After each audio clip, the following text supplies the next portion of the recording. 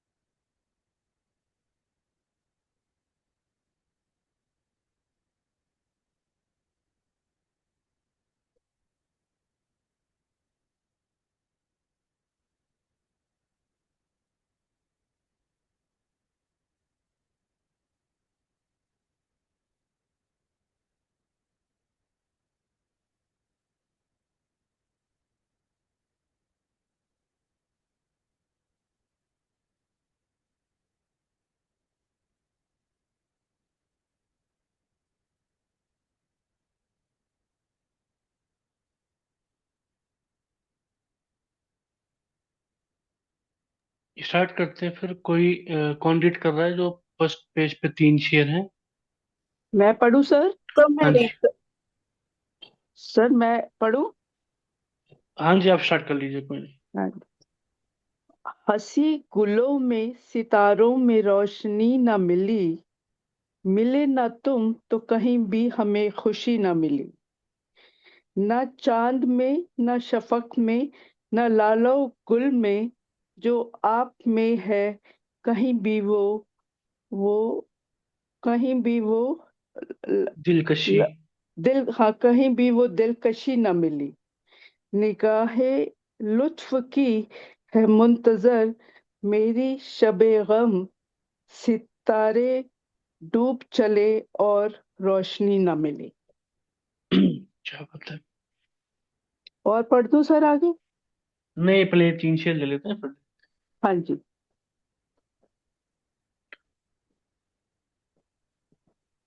हंसी गुलों में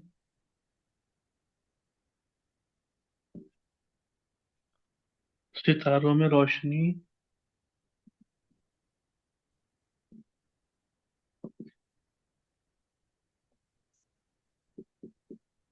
ना मिली,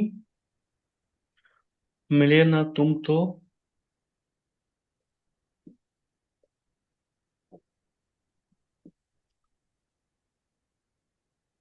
कहीं भी हमें खुशी ना मिली।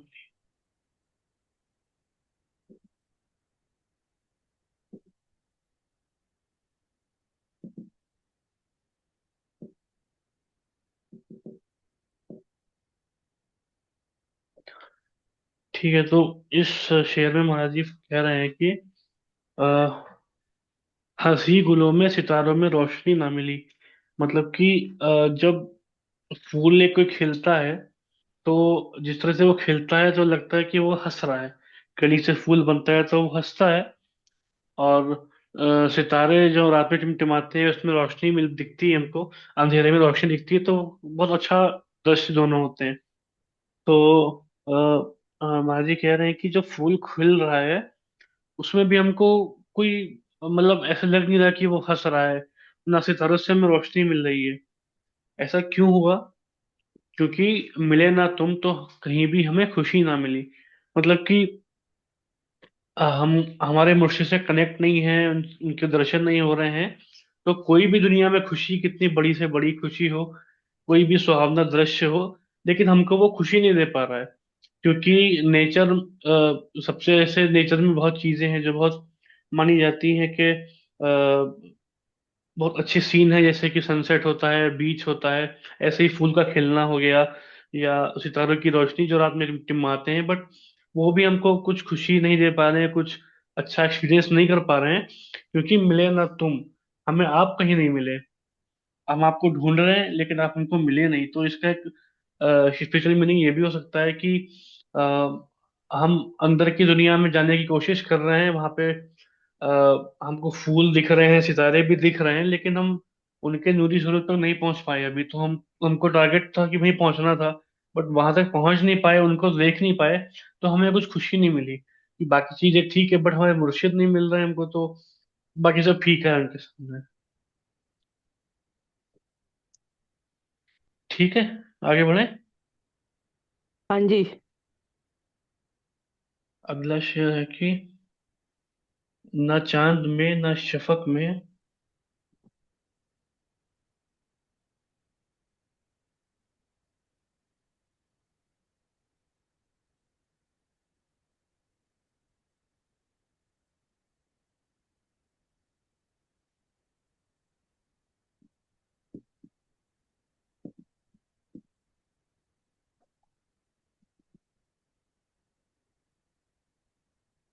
न लगाओ गुल में।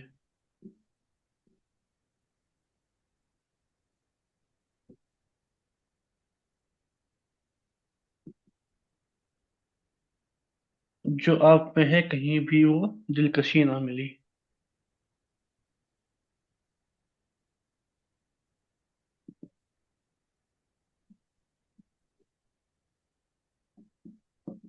कहीं भी वो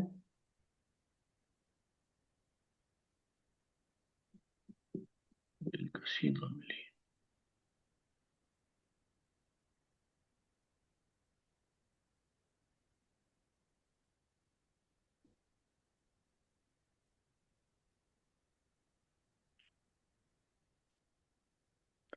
ठीक है, तो माजी कह रहे हैं कि ना चांद में, ना शफक में, ना लाला हो गुल में, जो आप में है वो कहीं भी दिलकशी ना मिली।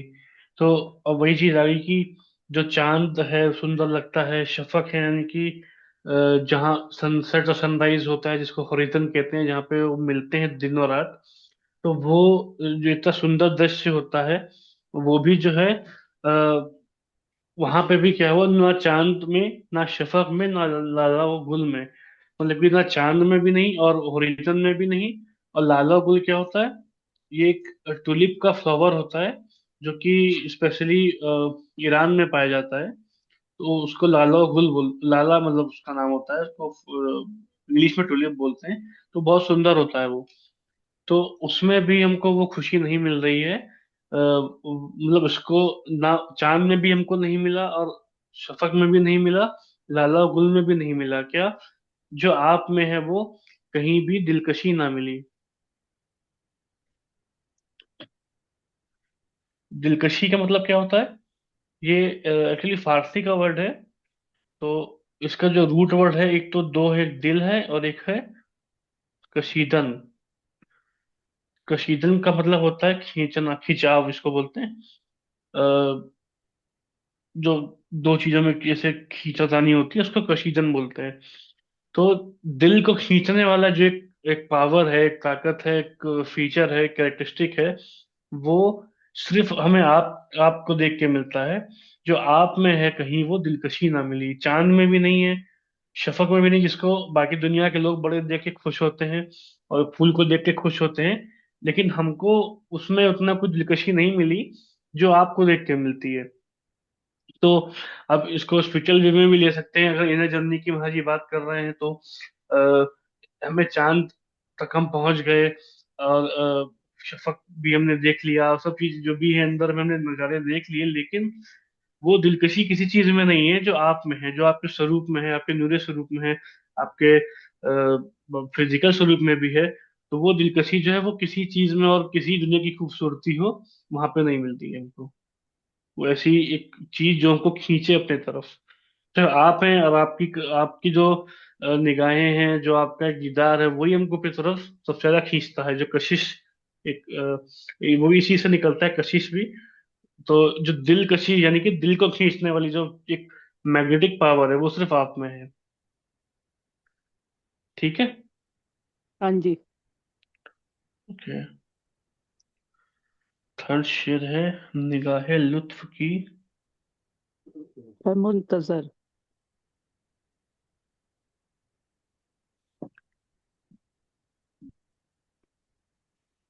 है मुंतजर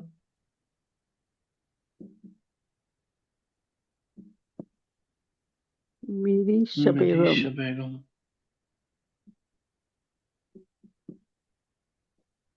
शबे गम। सितारे डूब चले। और रोशनी न मिले।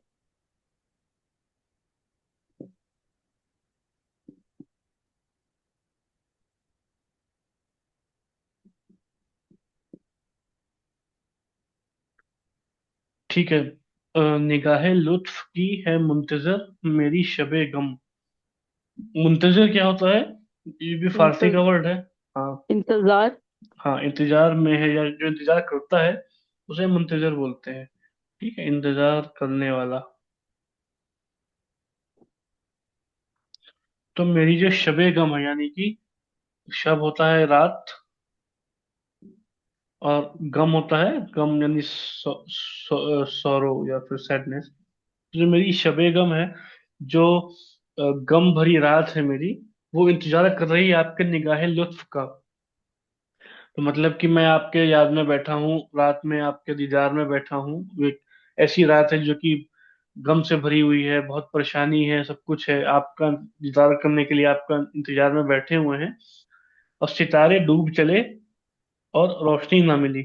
मतलब क्या हुआ कि सितारे रात में निकलते हैं तो उससे तो रोशनी मिलनी मिलती है, रोशनी आती है, बट रोशनी नहीं मिली। तो ये रोशनी किस रोशनी की बात हो रही है? अंदर की रोशनी की बात हो रही है।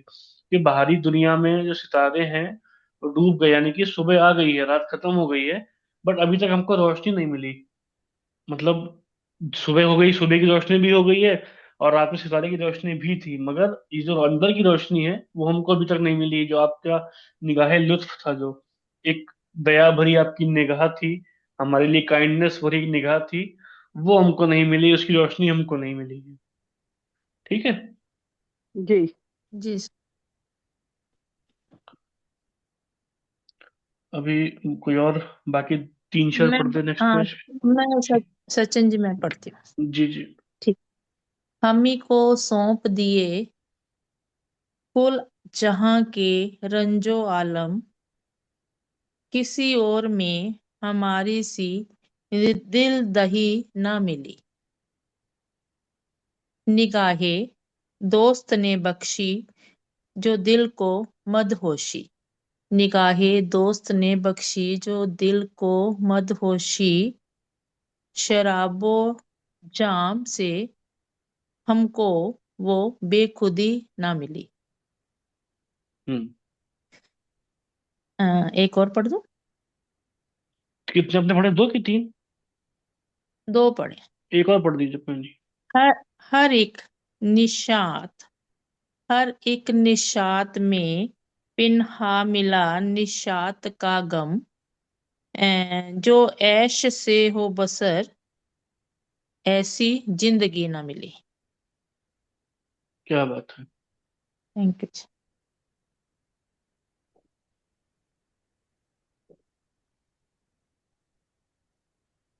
हाँ जी।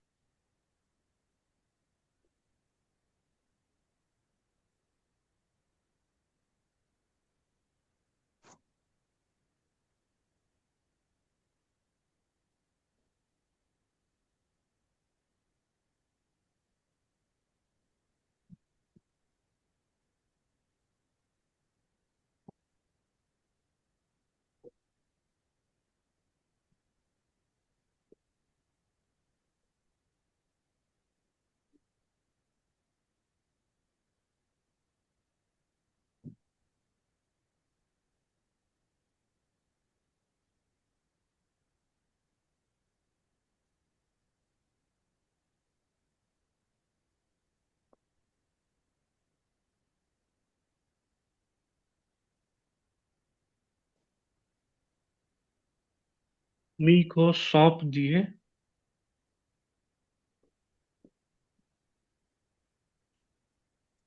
कुल जहाँ के रंजो हम्म, आलम।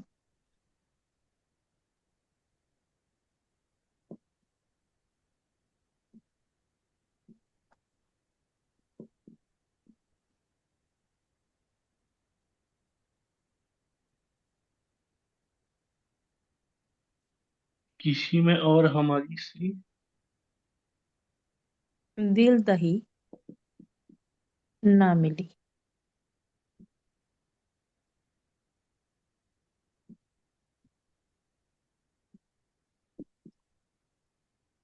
ठीक है। तो महाराज कह रहे हैं कि हम ही को सौंप दिए कुल जहाँ के रंजो अलम। तो महाराज अपनी जिंदगी के बारे में बता रहे हैं इस शेर में कि परमात्मा ने उन्हीं को सौंप दिए हैं क्या, कुल जहाँ के रंजो अलम। रंज मतलब क्या होता है? दुख। और अलम? जहाँ के, इस दुनिया के। सारे जहाँ के, सारे संसार के। वो हाँ आलम जी। अलग होता है, ये आलम अलग है। अलम। तो अच्छा। वो उसमें एन से होता है, ये अलिफ से है। इसका अच्छा। मतलब भी वही होता है, दुख जो रंज का मतलब है ना, वो उसी से रिलेटेड होता है, सौरो कोई अलम बोलते हैं।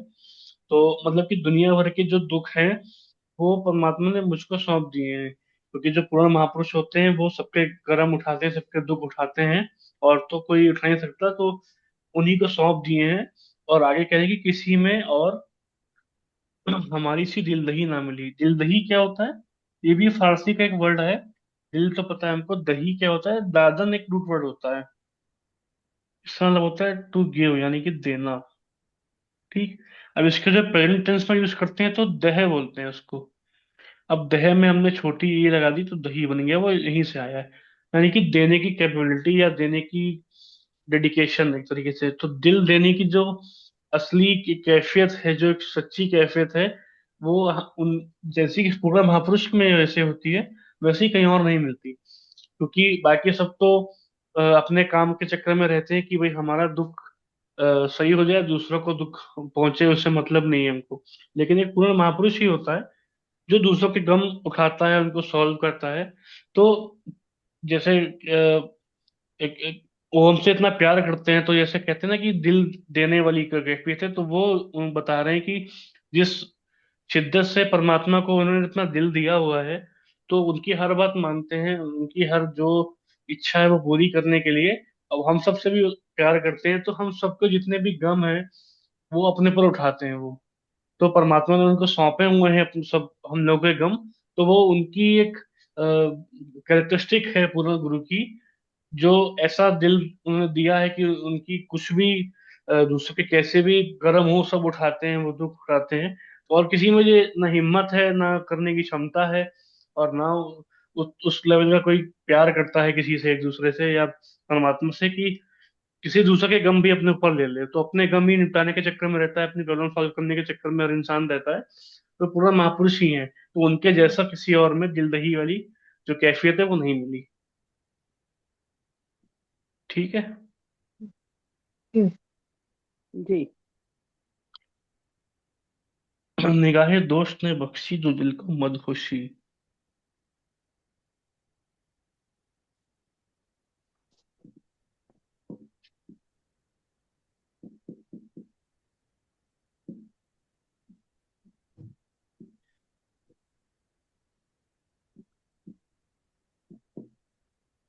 शराब जाम से हमको वो बेखुदी न मिली। तो काफी इजी है। तो को समझ में भी आ गया हो से जी सर। हमको।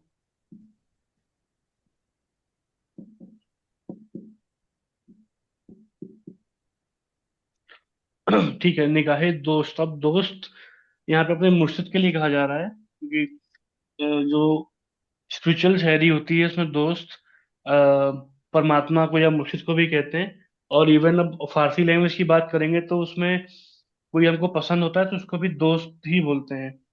ठीक है। तो ये वही पैटर्न है, इसलिए उसको यूज करते हैं परमात्मा के लिए भी और मुर्शिद के लिए भी। तो उनकी जो निगाह है, उनकी एक जो आंखों से आंखों का मिलना वाला सीन है, तो उसमें क्या होता है, उन्होंने बख्शी जो दिल को मदहोशी।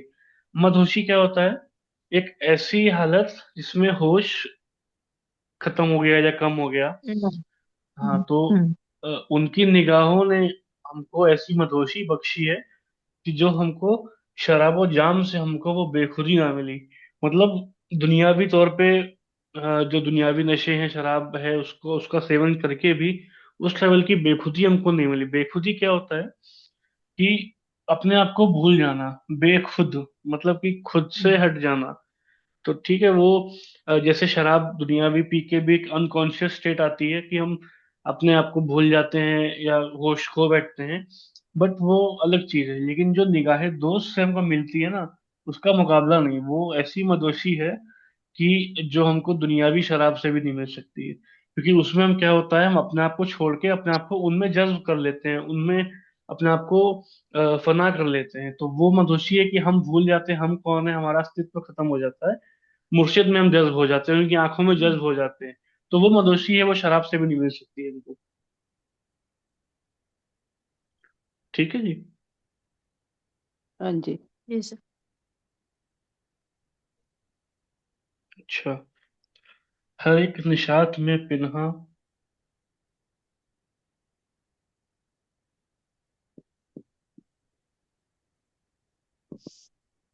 मिला निशात का गम।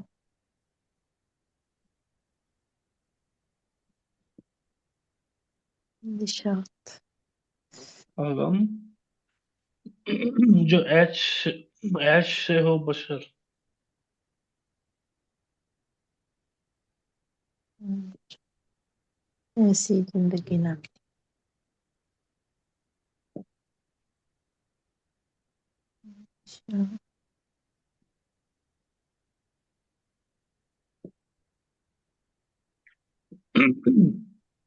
ठीक है। निषाद का मीनिंग क्या होता है? खुशी हो। खुशी। खुशी खुशी। खुश रहना। करेक्ट। तो इसके ओके। शेर के दो मीनिंग है। एक तो है कि हर एक निशात में पिन्हा मिला निषाद का गम। पिन्हा मतलब क्या होता है? छुपा। छुपा छुपा हुआ। हुआ। छिपा वहाँ। ठीक है। तो माँ जी कह रहे कि हर एक निशात में पिन्हा मिला निषाद का गम। मतलब कि जितनी भी खुशी आपको दिखती है इंसान के चेहरे पे, एक मर्द के चेहरे पे या किसी भी इंसान के चेहरे पे, तो उसके अंदर क्या होता है, उस खुशी का एक गम छुपा होता है। जैसे कि अब अगले से पहले अगला मिसरा पढ़ते हैं। जो ऐश से हो बसर ऐसी जिंदगी ना मिली। अब जैसे हम कोई चीज कोई इंसान अचीव करता है, कोई बहुत बड़े ओहदे पे पहुंचता है, कोई बहुत बड़ा कलाकार बनता है, बहुत पहचान बनती है, या बहुत फाइनेंशियली स्टेबल होता है। उसके लिए उसकी कितनी मेहनत होती है, पीछे कितनी प्रॉब्लम से वो गुजरता है, तब जाके उस लेवल पे पहुंचता है।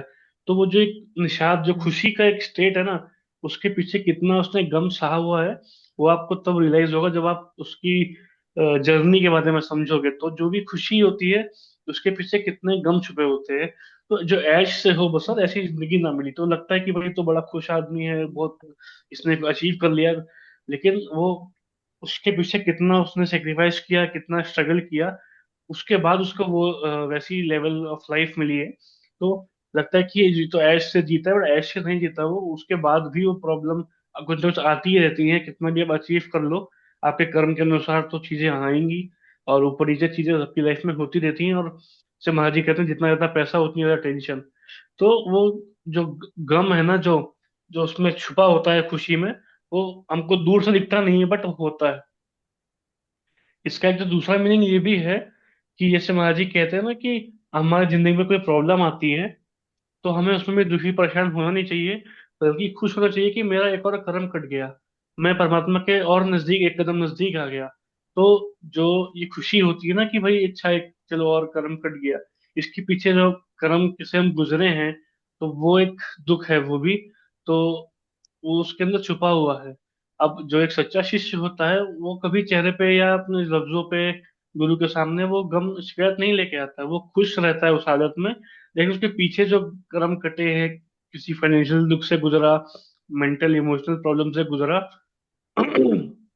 तो वो छुपा हुआ है उस खुशी के अंदर, उस अचीवमेंट के अंदर, उस जो एक लेवल पे एक स्टेट ऑफ लिविंग उसकी हो गई है। तो वो जो ऐज से हो बसर ऐसी जिंदगी ना मिली। हम जिंदगी में सब लोग अपने कर्म काटने आए हुए हैं। कर्म, जो पिछले जन्म के कर्म है उसको, दुख है सुख है तो वो सब कट रहा है, तो वो स्टेबल नहीं है। तो कोई ऐसी जिंदगी नहीं कि बहुत ऐश और आराम से चल रही जिंदगी। कितना भी कोई खुश हो, कितना भी कोई लगे कि हाँ बहुत लेवल पे पहुंच चुका है, तो वो भी ऐसे जिंदगी नहीं जी रहा, उसकी लाइफ में भी प्रॉब्लम्स आ रही हैं। अब आप दुनियावी लेवल भी शेयर ले सकते हैं, या स्पिरिचुअल लेवल में भी, जैसे कि कोई कर्म कट गया तो हम तो खुश होना चाहिए, ऐसे महाराज जी कहते हैं। तो वो भी मीनिंग इसका एक हो सकता है। ठीक है जी। जी। आगे तीन शेर पढ़ लीजिए कोई।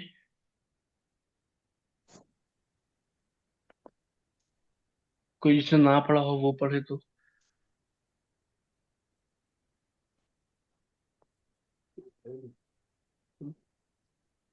सब पढ़ूं।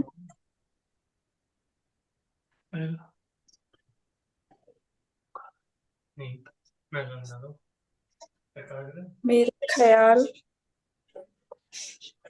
मेरे ख्याल में है हम्म। तजल्लियां किसकी, हम्म। अंधेर ये तजल्ली। अंधेरी रात में भी कोई तीर की न मिली। हम्म। वही फिजा है, वही गुलशन, वही हवा है, मगर मिली जो गुल को, वो खारों को जिंदगी न मिली।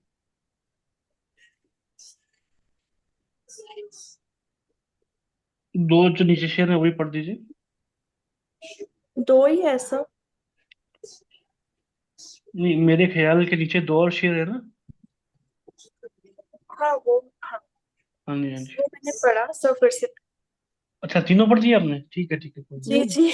नहीं नहीं नहीं, हवा ये दो ये ही दो पढ़े हैं, पढ़े, दो दो पढ़े हैं, पढ़े हैं। दो पढ़े हैं। फिजा है, नहीं, गिला करेंगे। गिला करेंगे। फिजा है, गिला वही करेंगे। गुलशन। ये नहीं, पढ़ गिला दिया, उससे करेंगे। आगे वाला। वही, गिला हाँ ये करेंगे। भी मैंने पढ़ा था। नाम गिला में। वो करेंगे थर्ड ना, मेरे पास। मेरे बात के रहरो। मेरे बाद के रहबरो, रबरो, रैरो। रहरो। रहरो, रहरो। अच्छा, स्क्रीन पे मेरे दो ही आ रहे हैं ना, तो मैंने तो अच्छा, मैंने ग्रुप पे फोटो भेजी थी, उसमें बोल ना। उसमें ये दो आ रहे हैं। चलिए कोई नहीं, ले लेते हैं अभी कि मेरे ख्याल में है ये तजल्लियां किसकी। मेरे ख्याल में है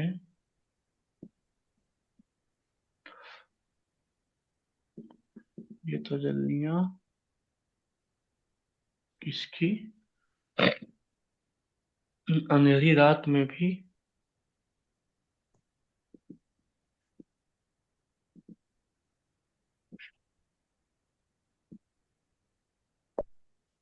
मुझको तीरगी ना मिली।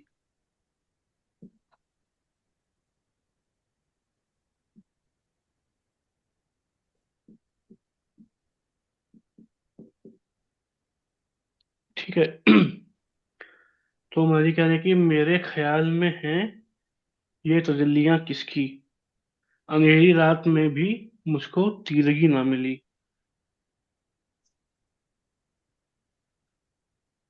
ठीक है, तो कहने की मेरे ख्याल में मतलब कि मैं किसके बारे में सोच रहा हूँ। तजल्ली मतलब होता है कि कुछ एक इमेजिनेशन, मैनिफेस्टेशन, या कुछ एक अनुभव होना, काइंड ऑफ। तो मेरे ख्याल में है ये तजल्लियां किसकी, मतलब मैं किसकी याद में बैठा हूँ, किसकी याद है जो मेरे अंदर समा रही है, जो जैसे उनको हम कभी कभी महाराज जी को याद करते हैं तो लगता है कि वो हमारे साथ ही हैं, मैनिफेस्ट हो जाता है वो। तो मेरे ख्याल में तजल्लियां किसकी, अंधेरी रात में भी मुझको तीरगी ना मिली।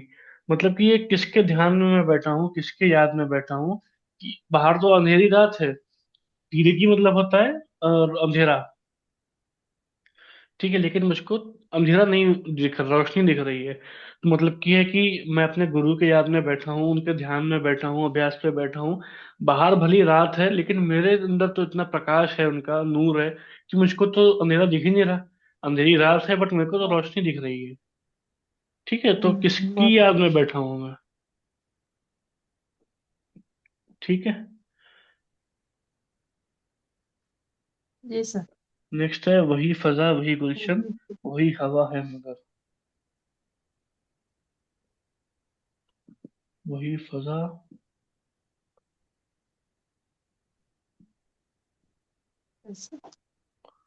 वही गुलशन,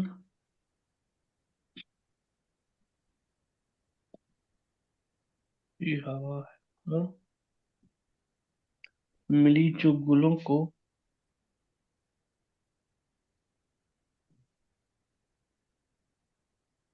जो गुल को। ओके। वो खारों को जिंदगी ना।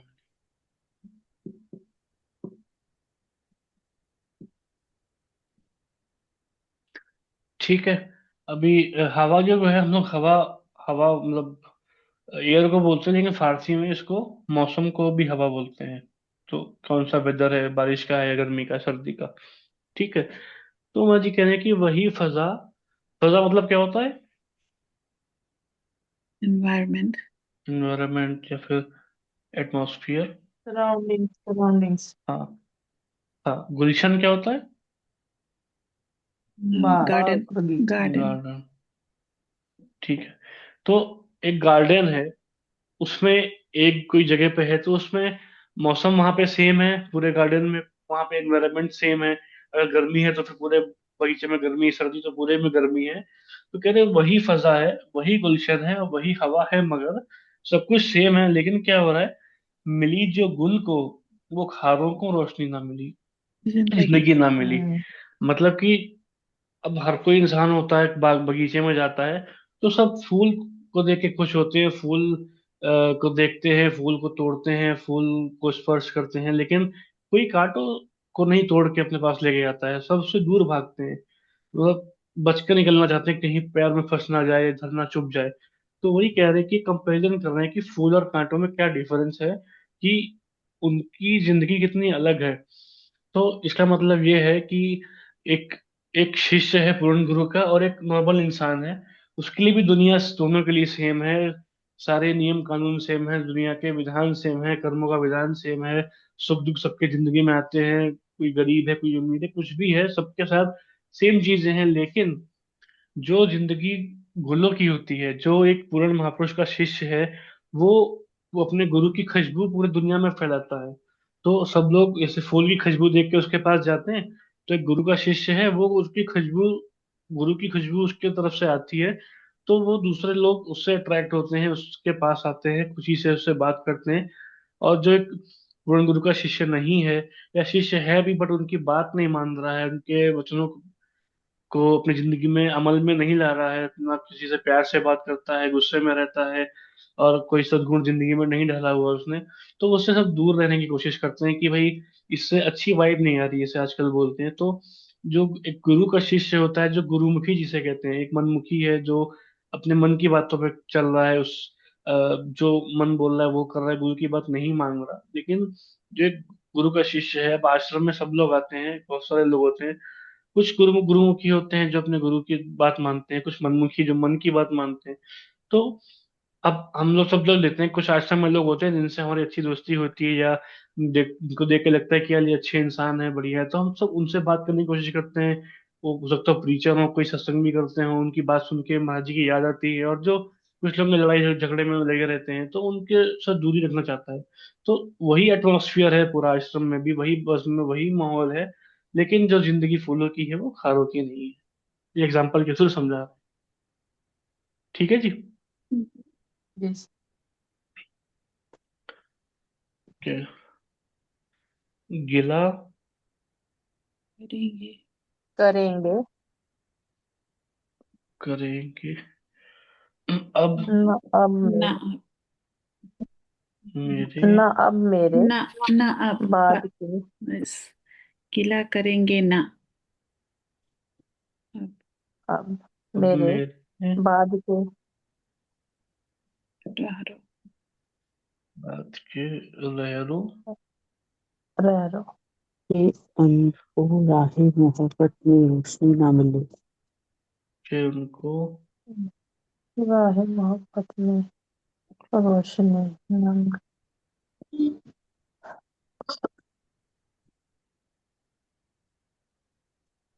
ठीक है। अभी शेर की बहुत सारी मीनिंग है। एक तो मीनिंग ये है, जो स्पिरिचुअल रास्ते का जो एक जर्नी का जो एक मैसेज है कि रास्ता कैसा है, किस तरह से जाना है, जो बाहरी तौर से है कि हमें सद्गुण वाली जिंदगी जीनी है, सबसे प्यार से रहना है, तो वो एक जो बेसिक रिक्वायरमेंट्स हैं, वो महाराज जी ने अपनी शायरी में, अपने गजलों में अ- इतने अच्छे तरीके से उसमें लिखी हुई है कि जो भी उसको पढ़ेगा वो मोहब्बत के रास्ते पर ही चलेगा, उसे कोई रुकावट नहीं आएगी अगर एक भी गजल का एक भी शेर वो अपनी जिंदगी में ढाल ले। तो वही कह रहे हैं कि जो वो छोड़ में हमारे लिए तो गिला करेंगे ना अब मेरे बाप के रह रो, यानी कि महाजी तो एक मोहब्बत के रास्ते पे बचपन से चल रहे हैं। उनकी गुरु की दया मेहर से, परमात्मा की दया मेहर से हम सबको भी चला रहे हैं। तो उनका जो जर्नी खत्म हो गई है, वापस वो यहाँ से आए थे, परमात्मा के पास चले गए हैं। तो उनके बाद जो रह रो क्या होता है, तो ये भी फारसी का वर्ड है। इसका क्या मतलब होता है? चलने गाइड वाले हाँ, राह में रो जो होता है जो चलना। रास्ते पे चलने वाले। हाँ, तो ये रफ्तन होता है इसका रूट वर्ड, मतलब होता है चलना। हम्म, ठीक है, तो रफ्तन का जो प्रेजेंट टेंस होता है वो रो होता है। हम्म, जैसे रफ बोलते हैं या रो बोलते हैं, तो ऐसे ही तो रास्ते में जो चल रहे हैं, उनके बाद जो आप चलेंगे उस मोहब्बत के रास्ते पर आएंगे, वो कभी गिला नहीं करेंगे। गिला मतलब क्या होता है कि कोई शिकायत नहीं करेंगे, कोई शिकवा नहीं करेंगे, कोई एक्सक्यूज नहीं देंगे कि उनको राह मोहब्बत में रोशनी ना मिली, यानी कि मोहब्बत का जो रास्ता है वो क्योंकि हम दुनिया में रहते हैं तो काल और माया का इतना जोर है कि वो रास्ता अंधेरे से भरा हुआ है बहुत, कि कोई चाहता भी है मोहब्बत के रास्ते पे चलना, लेकिन उसको दुनिया चलने नहीं देती है, परेशान करती है, वो निगेटिविटी आ जाती है। तो उसमें एक पूर्ण महापुरुष रोशनी दिखाता है मोहब्बत के रास्ते पे कि आपको इस चीजों में ऐसे संयम से जिंदगी जीनी है, गुस्सा पे काबू रखना है, और मोहब्बत सबसे करते जाना है। जो आपको प्रॉब्लम्स दे रहा है, दुख दे रहा है, उससे भी मोहब्बत करनी है। तो जो उस रास्ते पे चल रहे हैं, उनको रोशनी महाराज जी ने अपने गजलों में, अपने शेरों में जो मैसेज दिया है उसके थ्रू मिलती है। एक तो इसका मैसेज ये है, एक ये भी है कि जो उनके रास्ते पे चल रहे हैं, जिनको, जो उनके शिष्य हैं जिनको उन्होंने नाम दान दिया है, तो उनको ये रास्ता दिखा दिया है कि भाई ये रास्ता है आपका चलने वाला। उनके साथ साथ वो चल रहे हैं। वो जैसे ही जो उनके शिष्य उनके बताए हुए रास्ते पे चलेंगे, तो उनको हमेशा अपने साथ पाएंगे, भले वो शारीरिक रूप में इस दुनिया में है नहीं है, हमारे नजदीक है दूर है, उससे मतलब नहीं है, लेकिन क्योंकि वो ओमनी प्रेजेंट है तो वो रास्ता दिखाने के लिए हमेशा हमारे पास है। तो यही मतलब है कि उनका जो मैसेज है, वो मैसेज के थ्रू जो मोहब्बत का रास्ता उन्होंने दिखाया है वो हमेशा दिखाते रहेंगे। और एक शायद मैसेज ये भी हो सकता है कि अ, जैसे जब दर्शन सिंह महाराज जी गुरु बने थे, तो बहुत सारे प्रॉब्लम्स आई थी। लोग उनको इजीली एक्सेप्ट नहीं कर रहे थे कि वे पूर्ण महापुरुष ही हैं, कृपा सिंह महाराज जी के उत्तरदायी हैं। लोग इजीली एक्सेप्ट नहीं कर रहे थे क्योंकि महाराज ने कुछ वर्बली बोला नहीं था, ऐसा कुछ कहा नहीं था, वसीयत जो थी वो खो गई थी, तो लोग एक्सेप्ट करने में थोड़ा टाइम लगा जब उनको एक्सपीरियंसेस हुए। लेकिन दर्शन सिंह जी महाराज पूरे तरह से बता के गए थे कि उनका उत्तरदायी कौन है, उनके जो नेक्स्ट सक्सेसर है वो कौन है, जो कि प्रेजेंट मास्टर हैं। तो वो किसी को अंधेरे रास्ते में छोड़ के नहीं गए, वो रोशनी दिखा के गए कि जो रोशनी आपको मैं दे रहा था वो अब कौन देगा। तो ये क्लियरली बता के गए। तो ये मतलब भी इसका हो सकता है। तो हम्म, दो तीन मीनिंग है शेर के। ठीक है जी। हाँ जी। आ, आज क्लास वाइंड अप करने के, मुझे एक्चुअली ऑफिस का कुछ काम करना है। तो दो शेयर आई थिंक बचे हुए हैं इसके, वो नेक्स्ट क्लास में हम लोग स्टार्टिंग में ले लेंगे, ठीक है। ठीक है जी। ठीक है ओके, नो ओके ठीक है sir. Okay good night sir. Good night जी, thank good you night. Night. Good night good night sir. Okay, good night. Bye bye thank you bye. Sir ठीक है। Thank you thank you sir. Sir